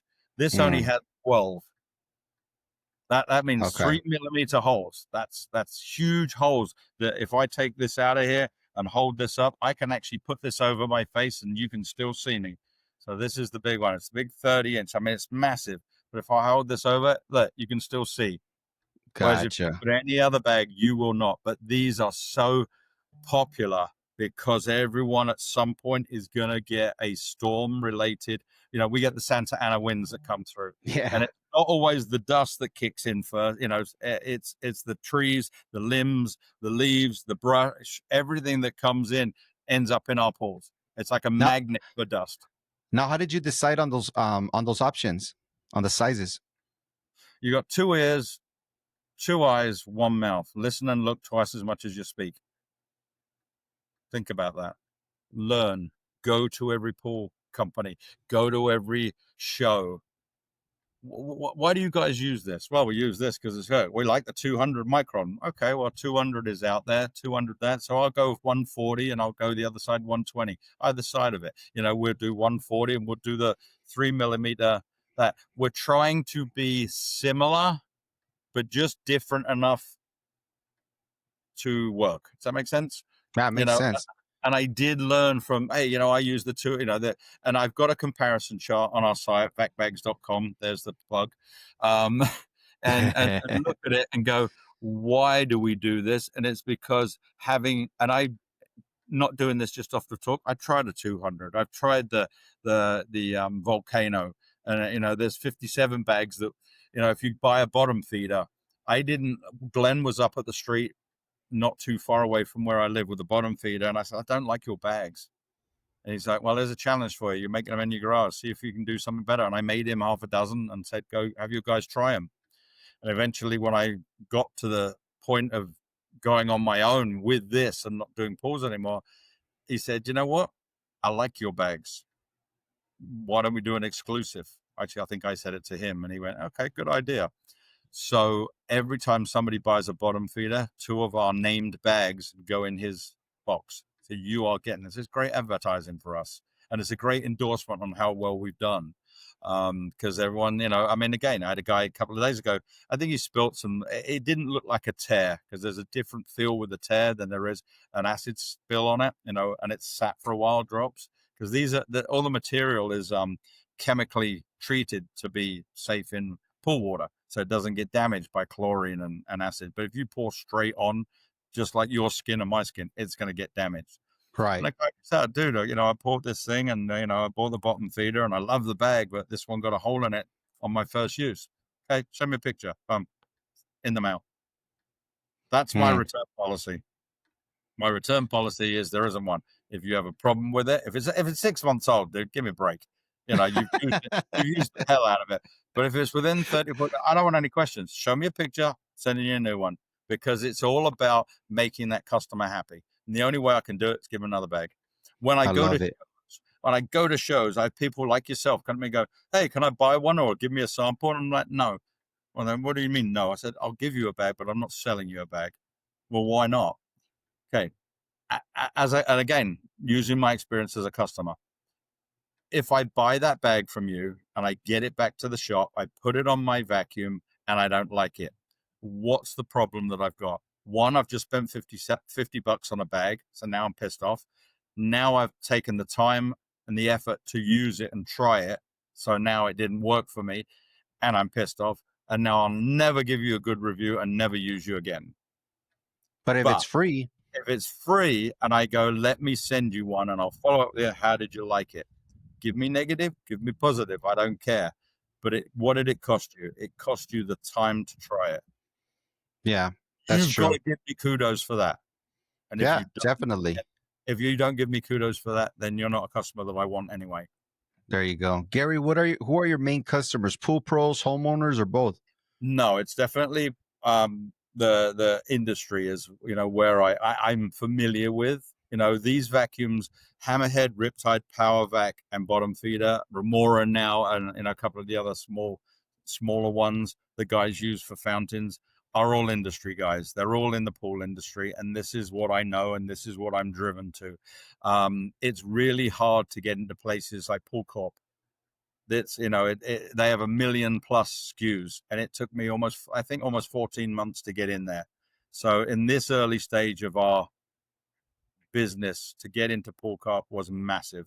We're I think there's in excess of, plus 500, maybe 1,000 stores. We are in maybe 60 of them. We are in all over the Southwest. We're getting into the Southeast. We've just done a deal with them down in the Southeast, Florida, to get all of them in there. And again, if you're a pool guy and you try our bag, reach out to me and go, hey, can I try one of these? Absolutely. You like it, go into your local store and say, hey, how can you find me one of these? And that we're in their systems. We're in Heritage. which is PEP. We're into all Pool Corp, SEP, all of those stores now. If we're not in there physically yet, I have a team of sales reps that do the West Coast, and I have a team that do the East Coast. We're trying to get to every store as quickly as we can. Doesn't happen that quickly. I'm not Jeff Bezos. I don't have $10 billion in the bank to be able to fund this. This is one guy that's decided that we need better bags for better pool guys and educate them on which bag to use when. And if Well, they you found a need and you're filling that need. That's exactly what I'm doing. We're a niche, people have said, oh, you started in your garage, you need to be on, Shark Tank. And I'm like, Shark Tank, all they want is something that's in every household. This isn't every household, but every pool guy that has a vacuum should have one of these. And, again, we're not everybody's cup of tea. We're not going to be. You can't please 100% of the time. But if we're upwards of that and doing what we're doing, and so far it's growing. We've got a company down in the Southeast Coast. They've got 300 stores that they're interested in taking our products. So it's only growing in the right direction. And the fact that it's growing in that direction tells me I've done something right. And I think this is what we were talking of before we came on air.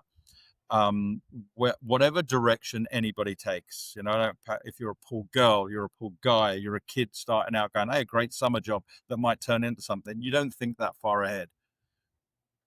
Where would you like to see yourself in 5 years in this business?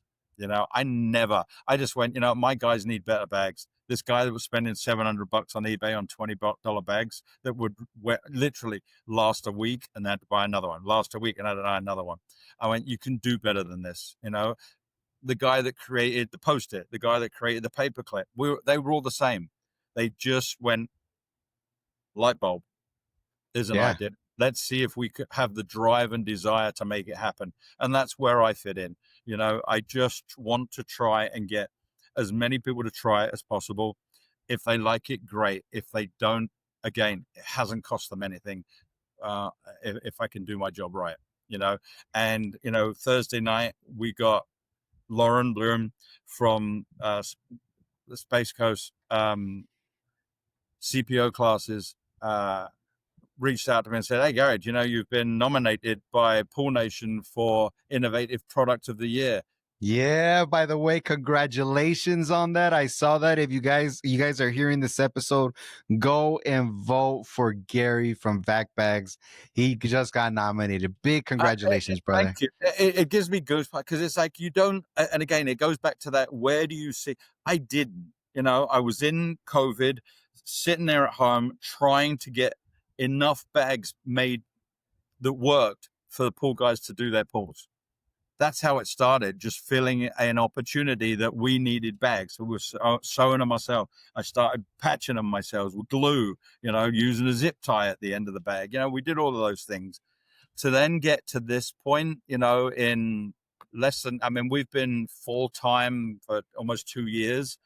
And then to get that acknowledgement is, and I hope people will vote to support us, that believe in us and want to see this journey continue and see them get better with their product that they're using and the respect that the homeowner will give them for saying, hey, you know what? Nice job today. It's so easy. People complain about us all the time. Oh, Gary, your pool guy didn't do this. Oh, your pool guy didn't do. Have you ever said, you know what? Thanks for a great job. You did nice today. I know it's 200 degrees out here. Here's a bottle of water.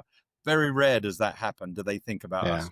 I remember one day, I think we had a couple of 117-degree temperatures a few years ago, about 3 or 4 years ago, which is nothing for you guys out in the Coachella Valley, but I empathize with you big time. And these two guys came out of their house, pulled up chairs, and you could hear psh, as the can of beer and the can of soda opened up, watching me clean this pool. And I'm like, just the thought, hey guys, hey Gary, when you're done, do you want one? I would have probably said no, but just the fact that they asked. Just appreciate me for doing this, because I hadn't even walked away to the gate yet, and they were both in the pool. And I did say to them, don't go in the pool for an hour, because we've just adjusted the chemicals. Let it settle. They were right in. Okay. And again, it's two ears, two eyes, one mouth. They didn't listen. They didn't look. They just did what they were going to do.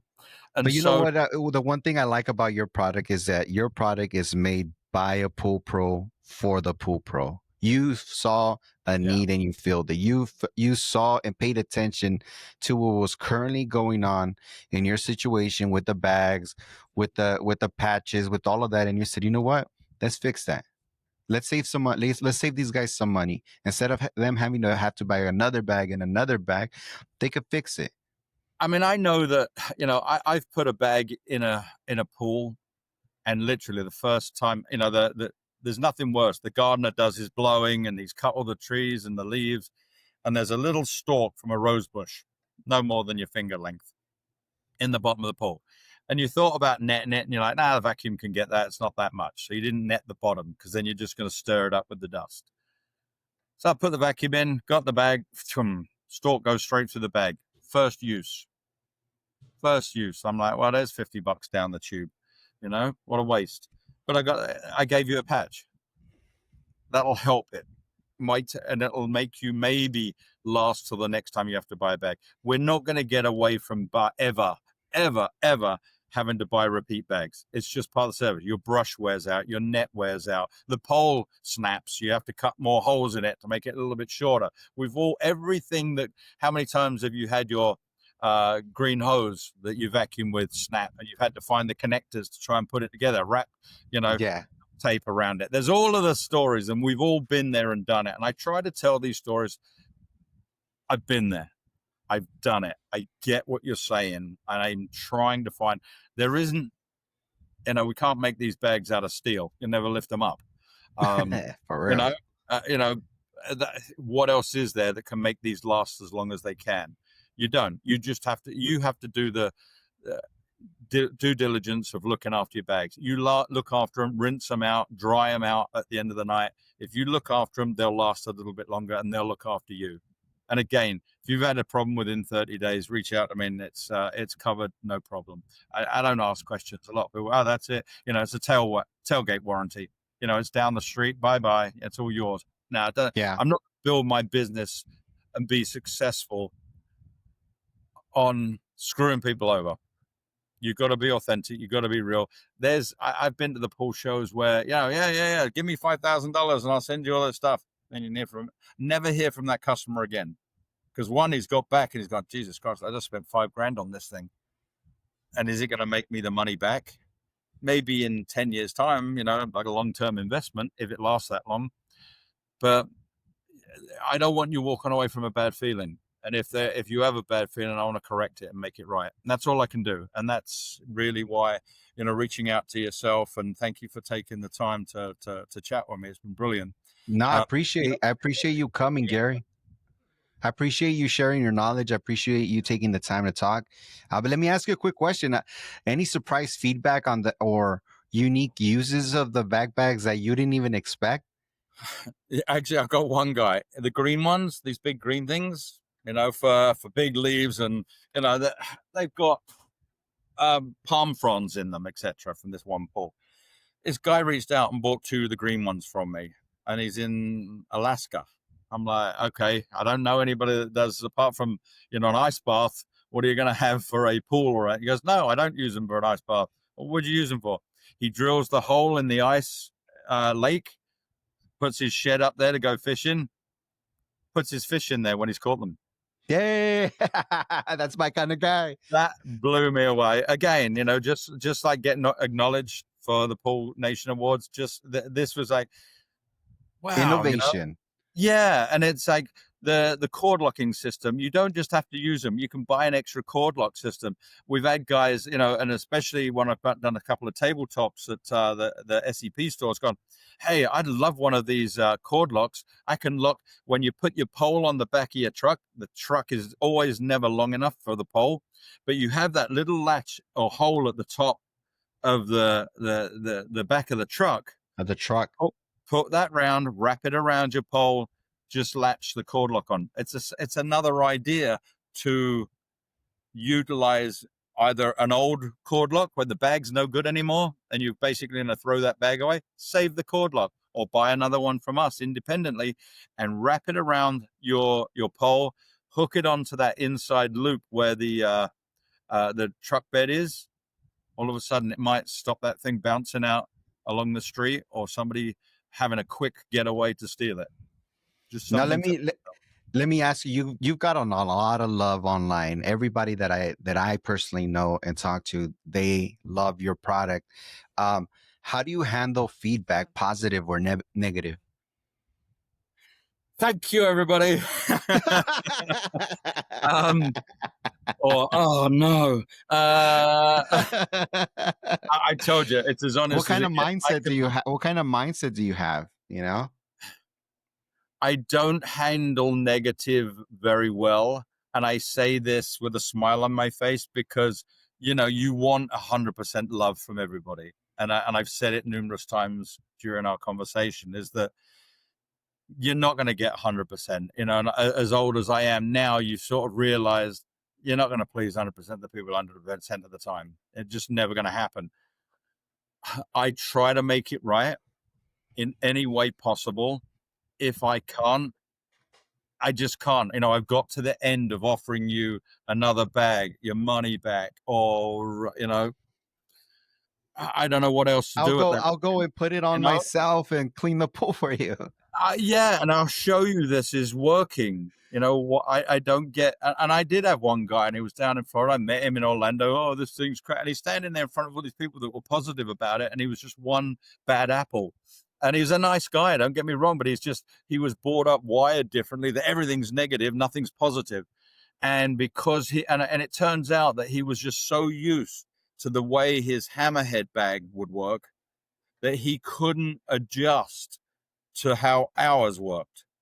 Now, he wasn't using an ultra fine or the ultra heavy. He was just using the red middle of the road, his hammerhead bag, middle of the road. There weren't a lot of differences. And I'm like, you're kidding me, right? So I went out and I bought a hammerhead bag. I went to the store and I bought a hammerhead bag. And I said, right, okay, what vacuum you got? This is the vacuum you got. I've got one of my guys that I still keep in touch with, and I got their bag and I put it in the pool and I tried it. And we videoed. I don't see the clear difference between what you're doing and what you could be doing. Or if I did see a difference, I go, hey, hands up, you were absolutely right. I need to adjust what I'm doing, and I will acknowledge that, and I will go forward and I will make the changes necessary. So it's, you know, again, you know, I don't like playing well with others, you know, in the sandpit, because I'm a leader. I try to be a leader. And this is the idea that I've won. I've got a team of guys, and Joe and Palm Strings has done a great job helping me with all the graphics and building the website and building the labels. You know, I wanted to be, and you go into a pool store, everything is clear bags and light blue. Everything, when you read it, everything looks like the same in the pool industry. And I wanted to stand out. So we came up with something that stood out. It's got a pool in the background, but it's got a bright enough thing that you'll see it and remember it, and, you know, hopefully. And so I've had to this is what I want. This is how I want it to look. You make it happen. And then he'll come back and go, well, there's slight adjustments in. Okay, I get it. Go for it. And so I have that enough room to know when I'm wrong and try to let that creativeness flow from people that know what they're doing. And it's the same. This guy had a distinctive idea of what he was doing with his pools, how he was doing. And don't forget, a lot of the pools in Florida are caged. So there's not a lot of material that gets in there, just dust. And, you know, I'm like to one of them, yeah, do you vacuum every week? No, why? I'm like, because the customer then will feel like they're getting more money for their job, right? Smoke and mirror sometimes. You know, stick the vacuum in and go up and down, come out, they go, oh, you vacuumed that? Yeah, I felt it needed it. Oh, thank you for going the extra mile. Bang, you just got a compliment. We were talking about earlier. Won't. So doing things like that, whether you need to or not, can be important. So with this guy, he realized that I went the extra mile to go, I'm going to get your back. I'm going to make the conditions the same. Then I'm going to try ours and see what you see. He goes, well, okay, it's not that big of a difference after all. I was just stuck in my ways of how I do things. That's what I was going to say. That's all it was. It was like he just liked what he liked, and that's it. That's the end of it. And again, I can't change that. Yeah. You know, my my mission should I choose to accept it, was to change it. But it was really about going, I want to know for myself, am I Yeah. doing something wrong? Are we doing something wrong? Do our bag, maybe he knew something about my bag that I didn't know. Yeah. But And it sounds like you took it as a challenge. You're like, okay, I let's did. see. Of Let's course. see. Yeah. I mean, I started out giving out bags to guys, my guys at first, my 5-6 guys that I had in my team. And then I started giving them out. We have Discount Pool Mart here in LA. They have 9 stores. And I started giving them out at stores. Try them. And pool guys eventually started turning around going, hey, you know what? Can I get this? Can I get this? And the stores started calling me going, we need some of your stuff. We need some of your stuff. That's how it started. Then we got the reps who were going after the stores going, hey, this is a great product. You should try it. This is a great product. You should try it. Well, can I get a few samples so I can give it to my trusted pool guys? And I would say these stores don't know me from Adam. They don't know if they can trust me or my product. The only thing I can do is give them a half a dozen bags, let them give to people they do trust. Who do they trust? People like Pete, the pool guy that goes into that same store every day, buys his chemicals, gives good feedback. I'm going to give you a bags. You go try them. Give me your feedback. If you like them, you like them. If you don't, tell me why. Then that store's going to go, hey, these guys are all giving me positive feedback. We need to order some. Bang, gotcha. So now what I'm doing is getting back to the roots, which is coming on places like yourself, that you can get out there and get to your guys that follow you and go, just give us a try. If you Give them a try, guys. You got to give Gary and VacBagz a try. It's a really good product. I stand behind it. This has been approved by Pete. There we go. Again, if it's not in your store, walk in there and say, look, here's the label. Can you get it for me? They'll reach out, get a couple of samples. They'll probably give it to you anyway and say, hey, try this out and give me feedback. If they like it, they'll buy it. And then there we go. There's the cycle completed. Now, Gary, on a personal note, what has this journey taught you about being an entrepreneur in the pool industry? It's a lot of fun. It's a lot of fun. You know, I mean, as a pool guy, we go out there and we work every day. We put enough money on the table to buy dinner and feed our families. And then we get up and do the same thing again tomorrow. This isn't a grander scale, the same thing. But what I've found, you know, we're very insular with that. You know, you have a pool route. This is what you see Monday through Friday for the rest of your life. You know, if you're content with that, you're content with that. I was never content with anything, as my careers and we have talked about. So what this has given me is there's an awful lot of people out there that are like-minded, that have the same dream as me, and that's education. You know, I'm trying to get more involved with Pool Nation. I'm trying to get more with Jay and Lauren and go with those type of people that are all about education. Let's get everybody. Let's go to Sacramento in California and go, you need to have this diamond shape on every car so that somebody doesn't get hurt. You need to have everybody have a CPO license. It doesn't have to be unaffordable. It is affordable to buy this license and train for it and use it. Everyone should have, but it's worth it, Gary. It's necessary. Payoff. The payoff is spades. You know, you spend $200 or $300 now. In the long term, it is going to save lives. It is going to make you a better pool guy. It will get you so much more business. And when you go home at night, you will still feel better about yourself. It's worth it. And again, I think it comes like the guy with the pool bag, not just liking what he likes. People don't get trained in this initially. So again, it's, now I've got to go back to school and learn all this stuff. If you start off like that, it'll be different.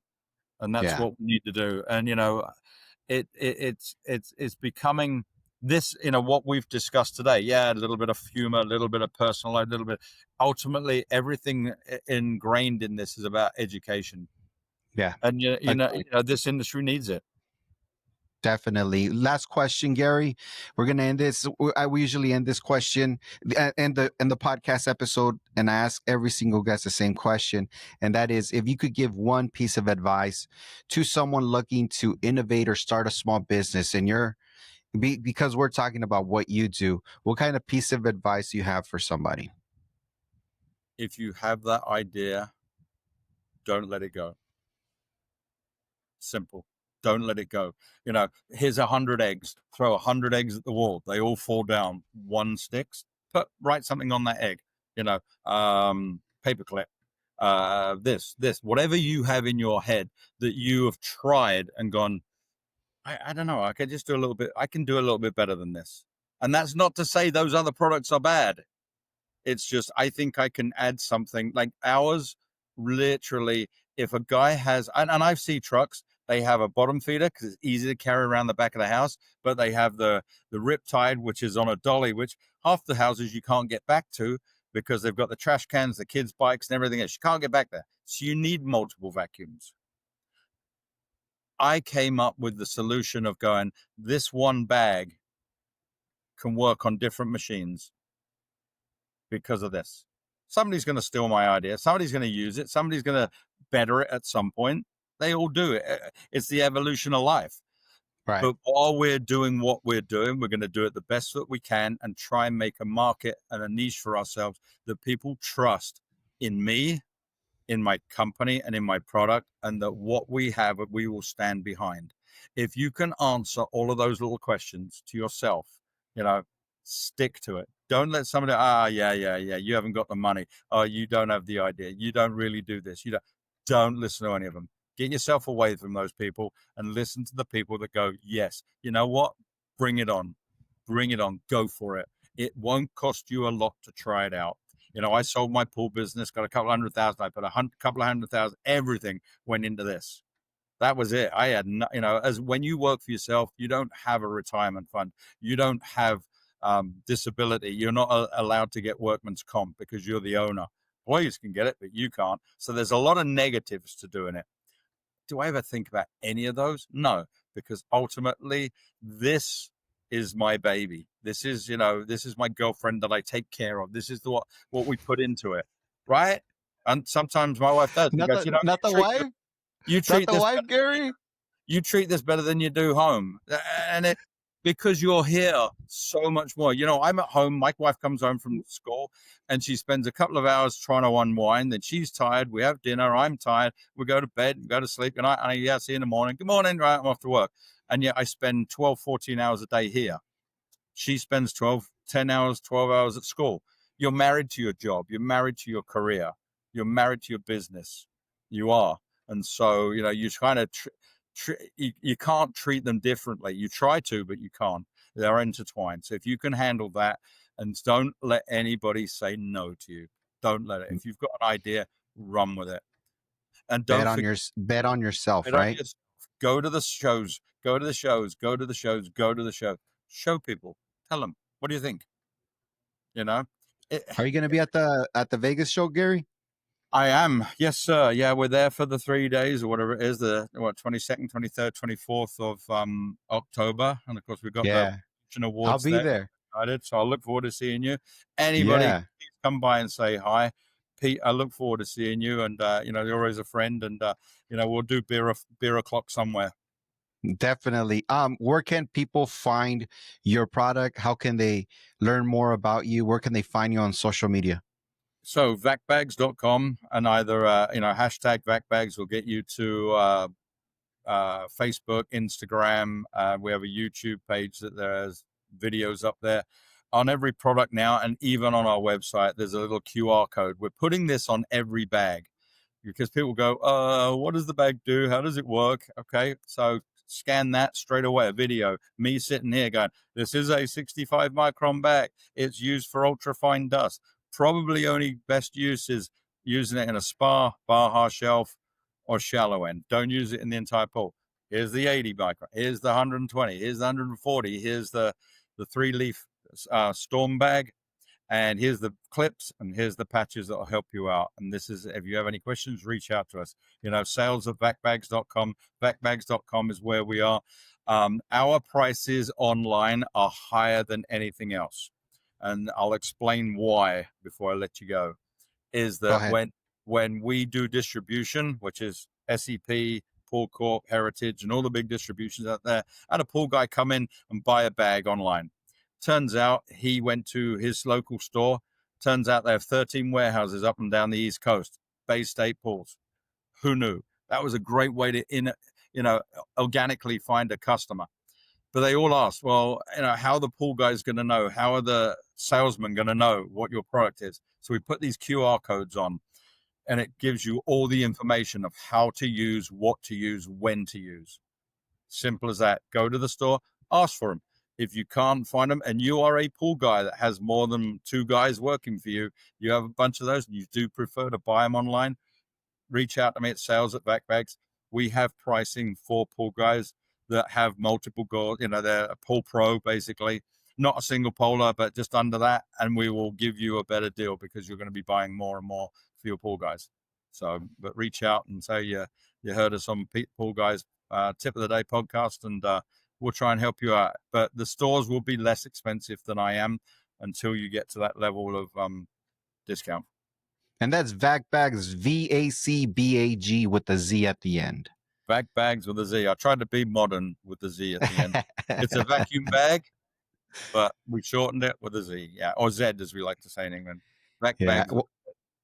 Well, I appreciate you coming through, Gary. Thank you so much. Everybody listening to the podcast, to the Pool Foo Podcast, thank you so much. If you want to get yourself a bag, reach out to my boy Gary right here. You can find him on Instagram or on his website. And thank you so much for tuning in. So we'll catch you guys on the next one. Thanks, Gary. Cheers. Thank you. Take care. Be good. Be safe out there, everyone. Pool Foo Podcast. Let's vibe. Game so deep. Let's ride.